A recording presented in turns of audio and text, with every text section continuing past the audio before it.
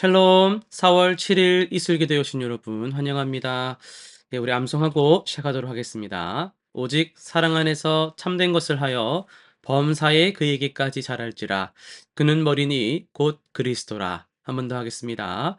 오직 사랑 안에서 참된 것을 하여 범사에 그에게까지 자랄지라. 그는 머리니 곧 그리스도라. 에베소서 4장 15절 말씀. 아멘. 오늘 우리가 살펴볼 말씀은 레위기 10장, 시편 11, 12편, 잠언 25장, 그리고 데살로니가 전서 4장이 되겠습니다. 내 본문을 원칙이라는 주제로 살펴보도록 하겠습니다. 네. 자, 레위기 10장은 제4장 역할의 중요성과 책임을 보여줍니다. 나답과 아비후가 하나님이 명하지 않은 다른 불을 들였다가 죽임을 당한 사건을 통해 하나님께 드리는 예배는 우리 방식이 아닌 하나님이 정하신 방식대로 드려야 함을 알 수 있어요. 또한 제사장들은 일반 백성보다 더 큰 책임이 있고 아론이 아들들의 죽음 앞에서도 하나님의 뜻에 순복하는 모습은 개인적 슬픔보다도 하나님의 권위를 우선시해야 함을 우리에게 보여줍니다. 시편 11편 12편은요.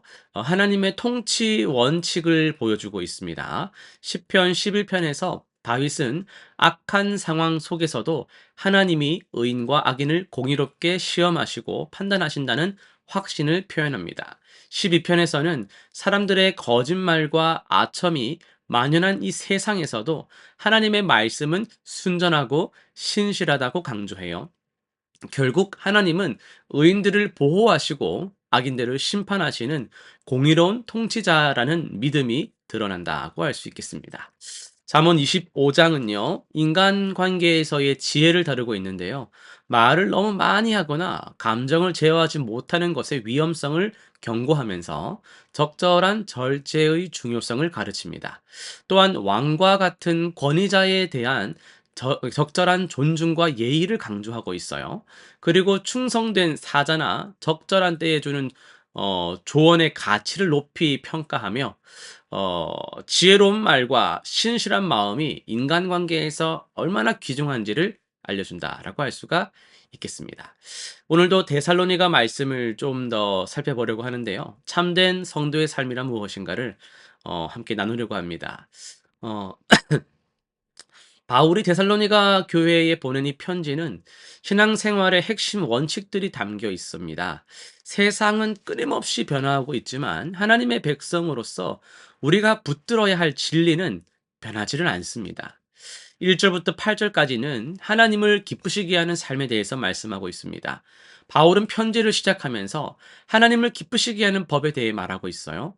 재미있는 점이 뭐냐면요. 그는 더 많이, 더 많이 그렇게 하라고 말하고 있어요. 이미 잘 하고 있는데도 더 많이, 더 나아가라고 말한다라는 거예요. 그러니까 이건요, 우리 신앙생활에서 충분히 잘했다, 이만하면 됐다라는 완료형은 없다라는 의미입니다. 끊임없는 진행형만 있을 뿐이에요. 너무 이게 과하게 느껴지시나요? 이렇게 한번 생각해 보실래요? 마치 사랑하는 사람에게 이제 충분히 사랑했으니까 더 이상 사랑하지 않아도 돼. 라고 말할 수 있을까요? 그럴 수 없습니다. 사랑은 그럴 수 없어요. 사랑은 영원한 겁니다. 사랑은 충분한 게 없어요. 이제 이만큼 했으면 내가 덜 사랑해도 돼. 이제 그만 사랑해도 돼. 라는 그런 사랑은 이 세상에 없다라는 거예요.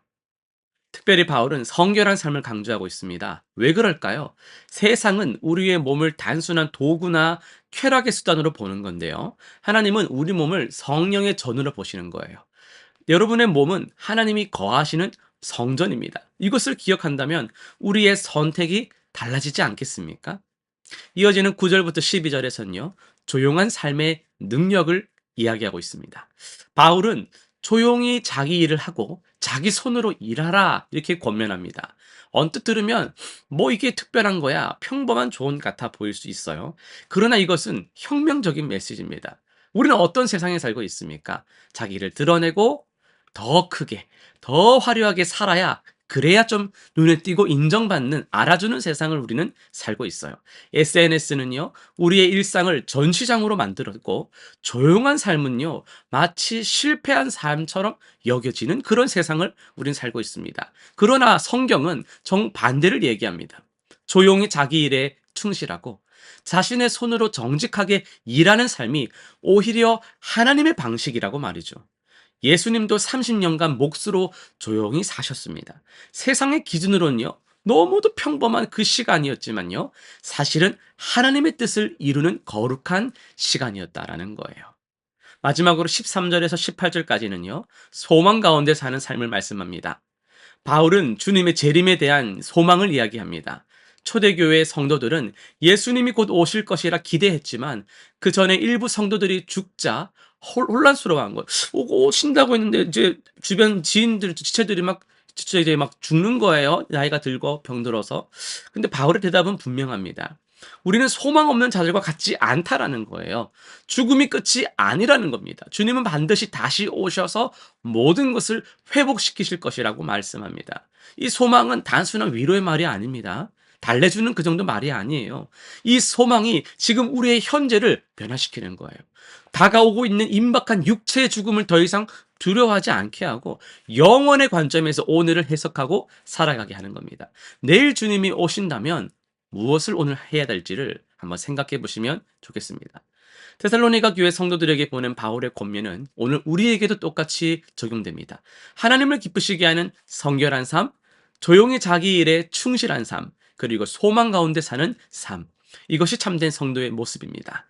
이 모습들을 중심으로 실천사항 세 가지를 정해 볼 텐데요. 첫 번째는요, 문화 금식, 미디어 금식을 한번 해보면 좋겠어요. 종료주일이 다가오고 있고, 이제 고난주간도 다가오고 있는데요. 여러분, 이번 한 주 동안 여러분이 좀 정하셔가지고, 뭐 SNS라든지 여러분이 자주 보는 그런 미디어 이런 것들을 좀 절제하시면서 그 시간에 성경을 좀 더 읽거나 뭐 기관 모임을 하거나 기도의 모임을 하거나 하나님과의 관계를 좀 돌아보는 기회를 가지시면 좋겠습니다.